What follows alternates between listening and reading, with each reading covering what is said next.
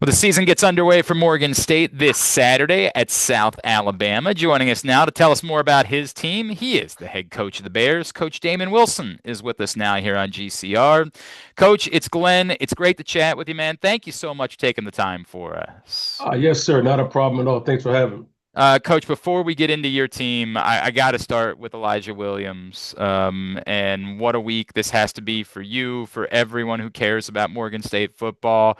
One, I assume you would say you're not surprised at all, but walk me through what it means to you and to everybody that he made the 53-man roster. Oh, it's great, man.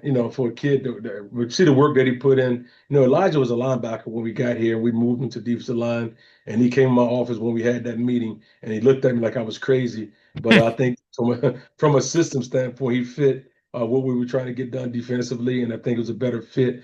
But man, he was just a guy that was always working hard, doing the right thing on and off the football field, and to go from a tryout guy to a guy they signed as a free agent, and then make it to the 53-man roster is a major accomplishment, and it helps us with regards to the current guys on the Sure. roster, as well as from a recruiting standpoint. Man, you still have a chance. You don't have to transfer out to FCS program to have a chance to make it. So he's living proof of it, and he did everything the right way. Did you remind him this week of the fact that you had made the suggestion and that, like, did you send him a text at all about I, that? I didn't send him a text about that, but I got an opportunity. I flew out last Friday morning to catch him in his last preseason game against Tennessee. So I flew to Tennessee to support him, and just told him how much we appreciate him, that sort of thing, before the game, and that That's was it. cool. I haven't thrown that back up in Maybe after like the next contract, you can yeah, remind we'll wait a him. little while. We'll Right, wait. no doubt about it. And you speak to what it means to everybody else. Did you sense that, like, when your team got the news? And I know you guys have other things that you're worried about this week, Right. but even what it meant to them, and like, did you sense the sort of the lift that maybe gave your entire group?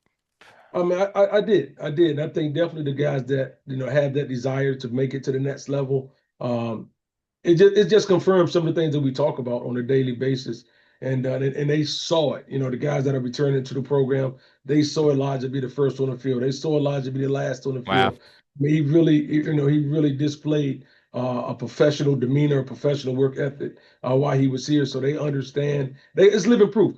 And as a coach, that's what you want. You want reference points. So that we have a reference point that, hey, we had before Elijah, I would say 5 other guys in the last 3 years had signed NFL contracts, but the other ones didn't make the final 53-man roster. So they've been able to see every year someone's getting an opportunity, but now this time this thing stuck. It's stuck, which is great. That's awesome. He is Damon Wilson, the head coach at Morgan State, with us here on GCR. Coach, obviously the first couple of years at Morgan, trying to lay the foundation after coming over from Bowie.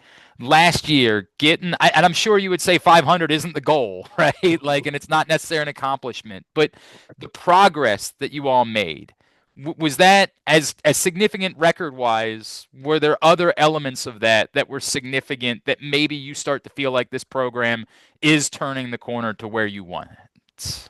The thing off the field for us is really in the classroom. It's kind of cliche. You hear coaches say it all the time, but the reality is you don't win championships until you start doing right in the classroom. Our team GPA is above a 3.0 now. It was a 2.5 when we got here as a staff. So, you tend to see the changes or the success on the field when the guys become better, better study habits off the field. And that's something that I can acknowledge now, and say we've definitely made some strides there. Now the biggest thing is the consistency and finishing.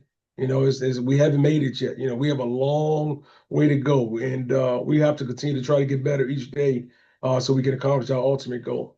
You ended up winning three of your last four games last year. And I know that obviously the South Carolina State one didn't go so well. Mhm. But for a team that was sitting at 3-5, what did you learn about your guys that they still were battling and fighting that way in order to get those results at the end of the year? A resilient team. These guys have persevered through a number of challenges on and off the field, as I mentioned, but they're resilient. These guys are going to fight. They're going to compete.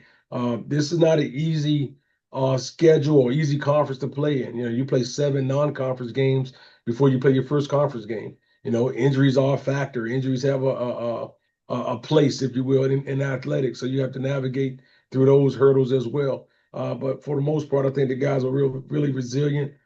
Focused up in the conference play. We're able to get, say 3 out of 4, win the last 3 of the 4 games, which was great. But this is the new year, new team. We got new challenges in front of us.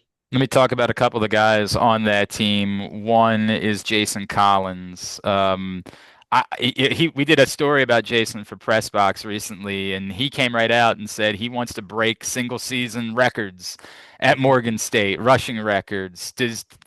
I'm imagining you have no problem with the idea of riding Jason Collins and giving him that chance. Is that something that you believe like is real for him, that he might be able to do those I mean, it all things? starts with our guys up front, and I love guys to have their own individual goals and that sort of thing because I think if everyone individually accomplished their goals as a team, we'll be in great shape. And Jason understands that he can't have the success unless the offensive line doing their job. You know, he spends a lot of time with those guys, and they have a great bond. But it's a process to that. I know Jason wants to accomplish team goals first, Yeah. but it's nothing wrong with setting individual goals, and we totally support him in that, and I believe he has the ability to get it done. But it's not going to be an easy lift at all. You played a few quarterbacks last year. Can we assume that Taj Smith is the guy going into this year? Well, no, Tosh Smith is down right now. Tosh Okay. Smith, he's battling back from some health issues or injury issues. So Kobe is the guy. Kobe Okay. came in against Howard last year and did pretty well. So he's the guy that's going to get the start for us. And we have a few other guys that's had a pretty good camp. So we're excited about the quarterback room, but we have to go out and compete on Saturday and see where we end up. Is your preference that like when you name a quarterback, that is your quarterback for some time, or would you continue to allow that competition to go on in games? No, I would love to have a guy that we can kind of hang our hat on. We haven't Yeah. had that really since we've been here for one reason or another, and that's something I think is big when we talk about team chemistry and continuity. So we would love to have a guy that we can get everything done, stays healthy and everything. But we understand also in college football, things happen. So we have to be prepared. The next man has to be prepared and be ready to roll. But we feel good about several guys in the room right now. What was it?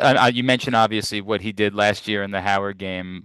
Did you know then that like, oh man, Kobe's got the opportunity to do something more, or was it something that you saw from him in camp in the off season? No, we brought Kobe in to compete against Taj, Okay.